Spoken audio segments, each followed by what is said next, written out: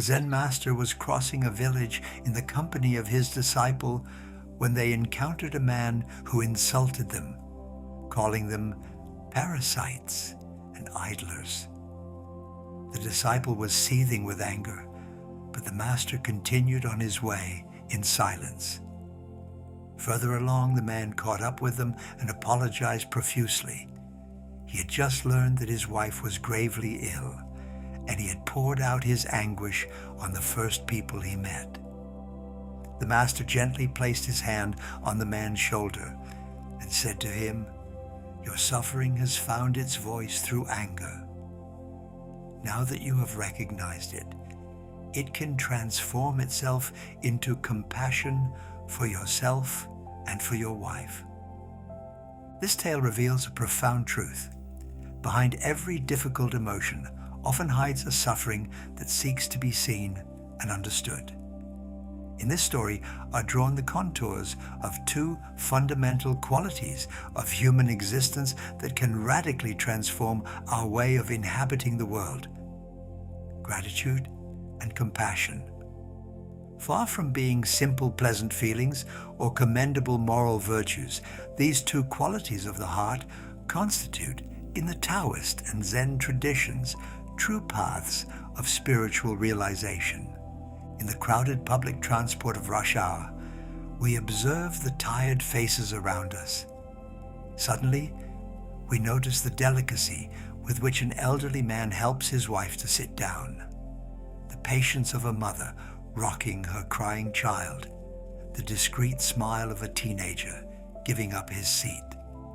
In this ordinary moment, something can open within us, a spontaneous recognition of this shared humanity, this silent kindness that irrigates our existences without our always noticing it. This opening of the heart, this capacity to see and feel beauty in the ordinary, constitutes the very essence of authentic gratitude.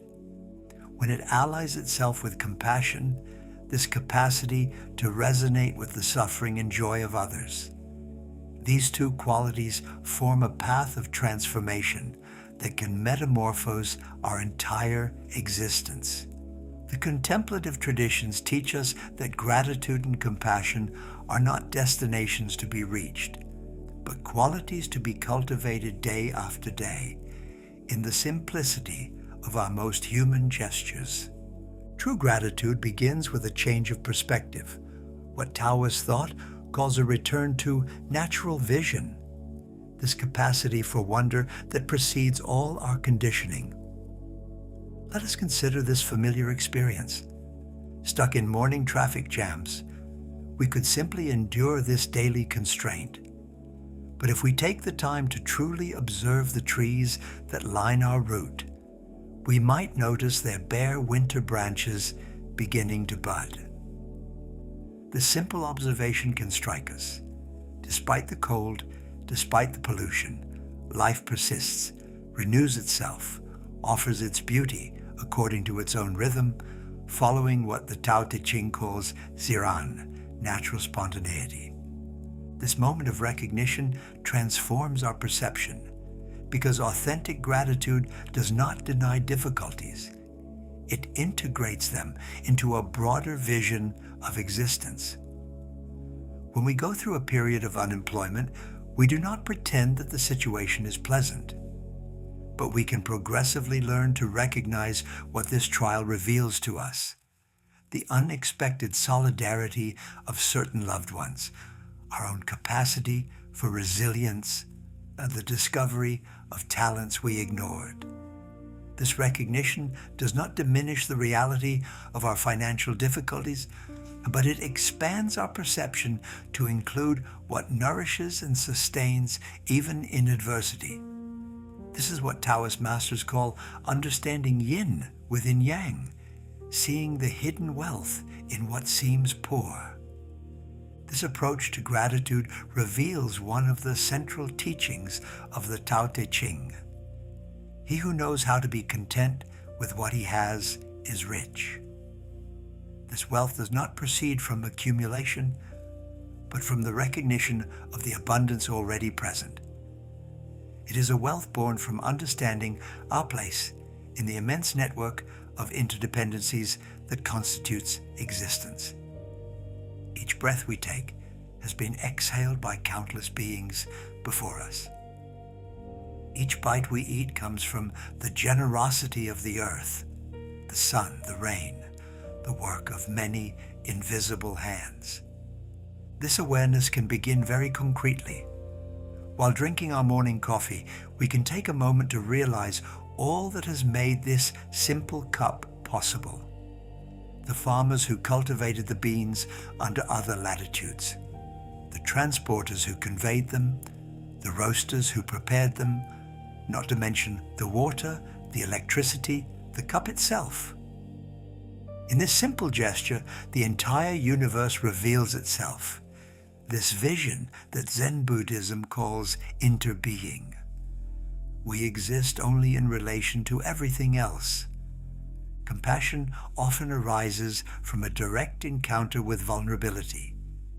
In the professional world, we may long consider emotions as weaknesses, until the day we notice that a usually smiling colleague seems extinguished. Instead of ignoring them or simply asking, "Are you okay?" we can choose to be truly present, to offer non-judgmental listening. This attentive presence often reveals that behind professional facades hide complex human stories. A difficult divorce, a parent's illness, the anguish of a teenager in crisis. Listening without seeking to solve, being witness without judging, then becomes a form of compassion that transforms both the listener and the speaker. This quality of listening is rooted in what the Taoist tradition calls Wu Wei, this capacity to act without forcing, to respond without imposing. Faced with the suffering of others, we do not rush forward with ready-made solutions. We remain present, attentive, allowing our response to emerge naturally from the situation itself. Like water that perfectly embraces the form of the vessel that contains it, true compassion perfectly embraces the nature of the suffering it encounters. It does not impose its form, but offers its transformative presence. In the Taoist tradition, this compassion constitutes one of the three treasures mentioned by Lao Tzu, along with simplicity and humility. This compassion does not proceed from moral effort, but from natural alignment. It reveals its unconditional dimension in our daily relationships. This benevolence does not depend on the other's behavior, their recognition, or their reciprocity. It springs from our deep nature as water springs from the source. A Zen master explained to his disciples, "When you see someone cry, do not hasten to dry their tears. Sometimes tears are like rain that cleanses and nourishes. Your loving presence is the fertile soil that allows these tears to transform suffering into wisdom." This image reveals a more subtle form of compassion, that which trusts in the natural processes of healing and offers a safe space for these processes to be fulfilled. This opening of the heart transforms the simplest gestures of our daily life and leads us to spontaneous gestures of kindness, giving up our seat, helping someone with their luggage, offering a smile to a person who seems sad. These acts do not proceed from moral obligation, but from a natural response to our perceived interconnection.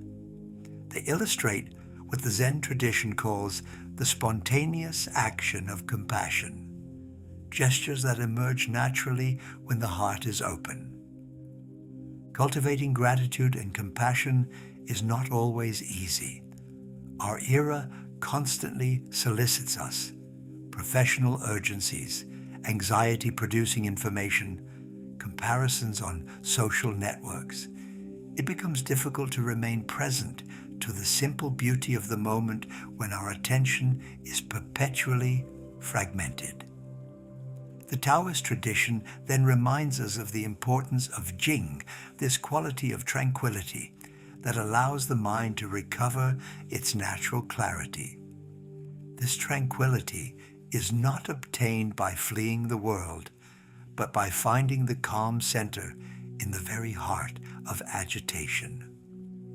A Zen master compared the agitated mind to a glass of muddy water. The more we stir it, the more turbid it becomes. But if we leave it still, the mud settles naturally and the water recovers its transparency. Similarly, when we cease to agitate ourselves mentally, our clear and compassionate nature can reveal itself. Anger too can seem incompatible with these qualities of the heart. Yet Zen masters teach that even anger can be transformed. Instead of repressing it or letting it explode, we can learn to recognize it as a signal. It often indicates a wound, an unsatisfied need, an outraged value. Welcomed with compassion, even toward ourselves, anger can become a guide toward more just action. This approach illustrates the Taoist principle according to which nothing is intrinsically negative. Everything depends on our capacity to transform energy according to its own nature. A Taoist master told this parable. A man constantly complained about the noise his neighbors made. A sage advised him to go meditate near a waterfall. After months of practice, the man returned transformed. "Has the noise of your neighbors ceased?" asked the sage. "No," replied the man, "but I've learned that silence does not reside in the absence of noise, but in the peace of the one who listens."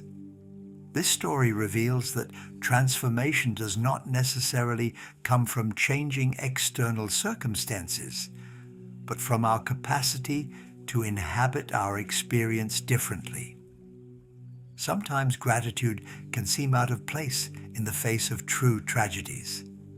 The loss of a loved one, a serious illness, a flagrant injustice are not resolved by positive thoughts. But even in these darkest moments, small lights can appear. The presence of a faithful friend, the beauty of a sunset that continues despite our pain, our own capacity to go through the ordeal. These fragile recognitions do not minimize suffering.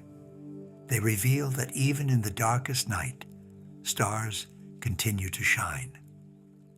This vision accords with the Taoist teaching of yin and yang. In every situation, however dark it may be, a seed of light remains. The Taoist tradition teaches that this awareness progressively leads toward choices that naturally benefit everyone, because they emerge from a just understanding of reality. Like water, which by following its nature nourishes all life in its passage. The being awakened to interconnection acts spontaneously for the good of the whole. This transformation progressively reveals a fundamental truth. The separation between our well-being and that of others was only an illusion. When we realize that we are all waves in the same ocean, that our joys and our sorrows participate in the same movement of life, our perspective is radically transformed. Compassion ceases to be an effort to become as natural as breathing. Gratitude is no longer a practice to cultivate, but the spontaneous expression of our true being. A Zen master explains, at the beginning of practice, you think you help others through compassion. In the middle of practice, you realize there are no others to help. At the end of practice, you discover there was never any practice. This progression reveals the stages of transformation. First conscious effort, then understanding of unity, finally the realization that our compassionate nature was always already there. This opening of the heart also reveals a new understanding of time. Instead of living in perpetual expectation of a better future or in nostalgia for an idealized past, we learn to fully inhabit the present moment. Each moment becomes precious, not because it might bring us something, but because it is the only place where life truly unfolds. A Taoist master added, "When you sweep your courtyard, you sweep the universe. When you feed a hungry person, you feed all beings." This vision reveals that the most humble gestures, accomplished with an open heart, participate in the healing of the world. It reminds us of the teaching of the Tao Te Ching, according to which the actions of the sage benefit all without harming anyone. This transformation of perception is often accompanied by an evolution in our relationship with others. We cease to see people as means to satisfy our needs or as obstacles to our projects. Each person we meet becomes an opportunity to practice benevolence, to learn something, to serve in one way or another. The supermarket cashier, the customer service employee, the bus driver, all become potential teachers, occasions to cultivate patience, gratitude, compassion. This opening also transforms our understanding of efficiency. In our culture obsessed with productivity, we learn that sometimes the greatest efficiency resides in attentive slowness. Truly listening to a colleague can prevent future misunderstandings more costly than a hasty response. Taking the time to explain something well to a child can avoid tedious repetitions. This efficiency of the heart reveals that compassion is not a luxury, but often the most direct path toward lasting solutions. The Taoist tradition expresses this truth through the image of water that goes around the obstacle rather than striking it head-on. By applying this wisdom to our relationships, we learn that sometimes gentleness accomplishes what force cannot achieve. A kind word can open a closed heart. Patient listening can untie accumulated tensions. This approach does not proceed from weakness, but from a superior form of strength, that which transforms rather than constrains. In this understanding, we discover that we were seeking elsewhere what was already present within us. We were already whole, already connected, already capable of love. It was enough to remember it, moment after moment, in the simplicity of our ordinary lives. This discovery is often accompanied by a profound feeling of simplicity. Needs clarify themselves, priorities naturally order themselves. What seemed complex reveals its fundamental simplicity. What seemed important reveals itself as secondary, while what we neglected unveils its precious value. A sincere smile becomes more precious than professional success. A moment of true connection with a loved one is worth all the distractions in the world. Gratitude and compassion then reveal their liberating dimension. They free us from the prison of the isolated ego to open us to the experience of our true nature, that of fundamentally connected beings, capable of love and recognition. This liberation does not subtract us from the difficulties of existence, but it transforms our way of going through them. The most precious diamond is not the one that shines in the case, but the one that reveals its light in darkness. Similarly, the most authentic gratitude and compassion are not those that bloom in easy moments, but those that continue to flourish in adversity. It is in difficult moments that these qualities reveal their true transformative power. This realization leads us to a deeper understanding of what it truly means to succeed in life. Instead of measuring success by the accumulation of goods, status, or recognition, we learn to evaluate it by our capacity to remain open, loving, and grateful, whatever the circumstances. This redefinition of success liberates considerable energy, formerly wasted in the pursuit of chimeras, and redirects it toward what truly nourishes our being and that of others. The Zen tradition speaks of this transformation as a gradual awakening, not a sudden and definitive illumination, but a progressive deepening of our capacity to see clearly and to love without conditions. Each day offers us new occasions to practice, to grow, to open ourselves a little more. This perspective removes all anxious urgency from our spiritual development while maintaining our commitment to cultivate these precious qualities. Thus, gratitude and compassion cease to be distant ideals to become the very breath of our daily existence. They bring us back to this simple but revolutionary truth. We are already what we seek. In the smile offered to a stranger, in the patient listening of a friend in distress, in the silent recognition of the beauty of a cloudy sky, our true nature is revealed. The practice of these qualities progressively reveals to us what the sages call the art of living awake. This art does not consist in reaching a state of permanent perfection, but in developing the capacity to return again and again to the opening of the heart. When we catch ourselves judging someone severely, we can gently bring our attention back toward understanding. When ingratitude invades us, we can consciously seek even just one small thing for which we feel recognition. This practice of constant return toward benevolence gradually transforms our habitual reflexes. Instead of reacting automatically with criticism or irritation, we develop a space of choice. In this space, we can consciously decide to respond with compassion rather than with anger, with gratitude rather than with bitterness. This transformation does not happen overnight, but it deepens with each moment of conscious practice.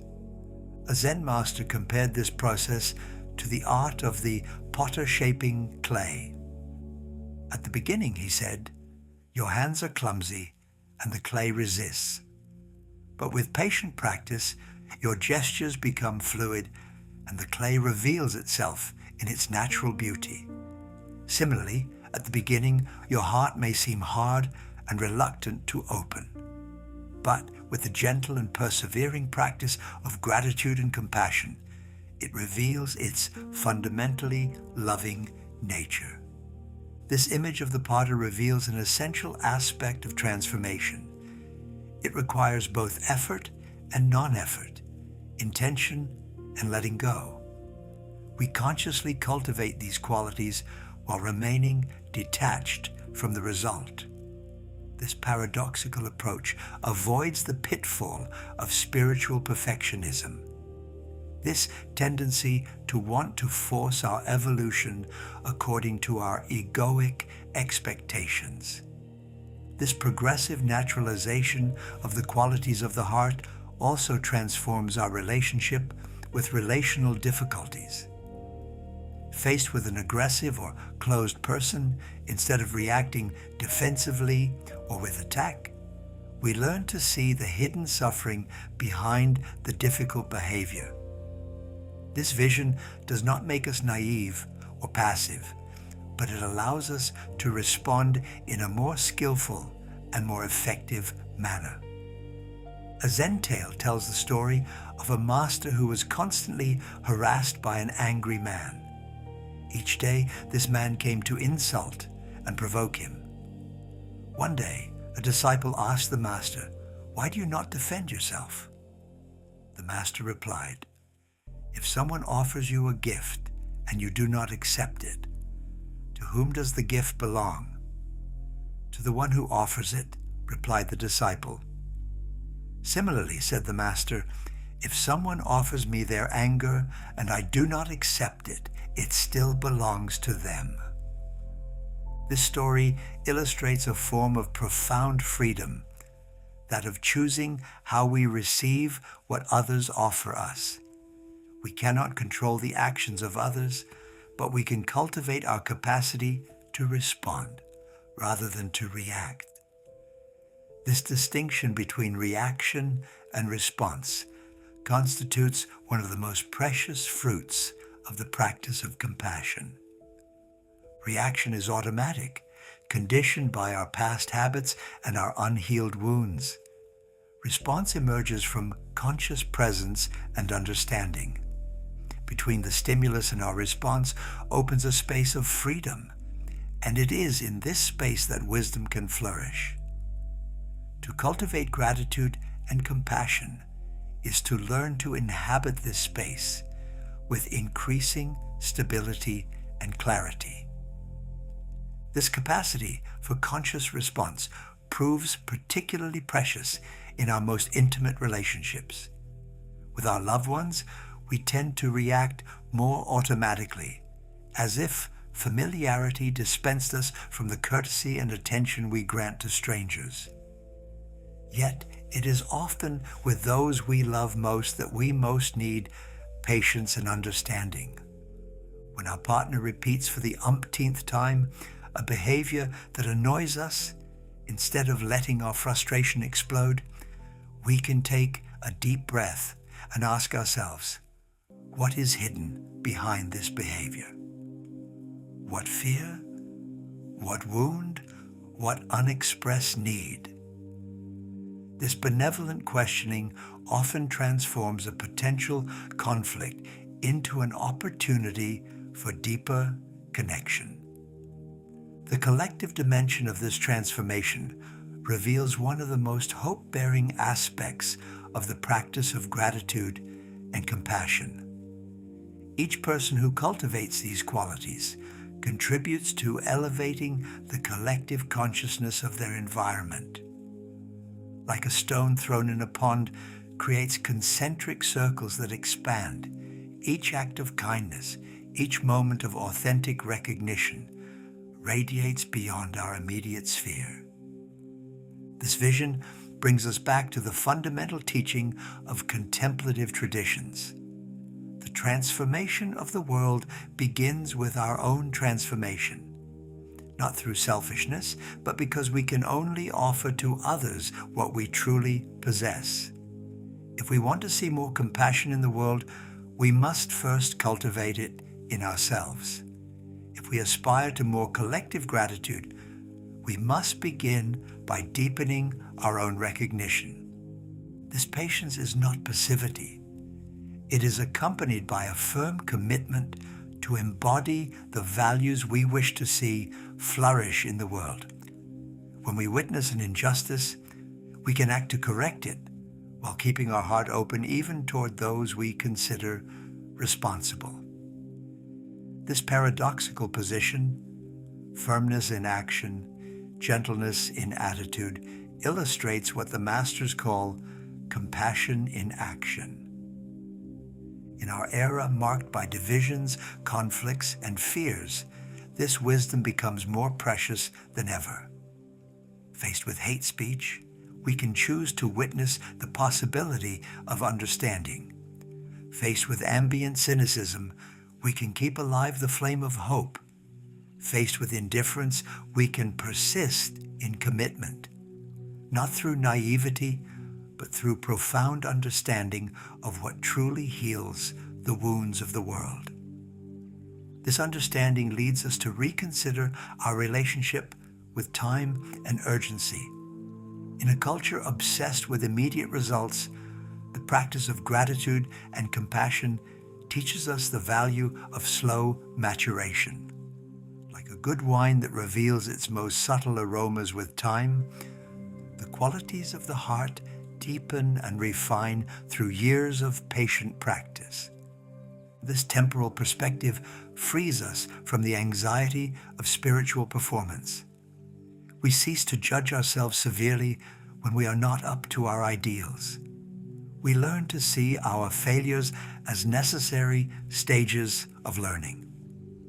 Each moment when we recognize having reacted with harshness becomes an opportunity to cultivate more gentleness. Each instant when we become aware of our ingratitude opens the space for deeper recognition. A Zen master finally taught, "You are perfect as you are, and you can also improve." This paradoxical formula captures the essence of self-compassion, fully accepting what we are now while remaining open to our natural evolution. This loving acceptance of our imperfect humanity becomes the fertile ground in which authentic gratitude and compassion can germinate. Then we discover that gratitude and compassion are not destinations to be reached. They transform the ordinary into the extraordinary, the difficult into teaching, solitude into connection. We rediscover the simple beauty of being alive, the profound joy of serving, the peace born from loving acceptance, because we are beings capable of love and wonder. In this joyful recognition of our true nature lies the promise of an authentically free and profoundly fulfilled existence, not despite the challenges of the human condition, but through them, in the constant learning of the art of loving and receiving life with an open heart.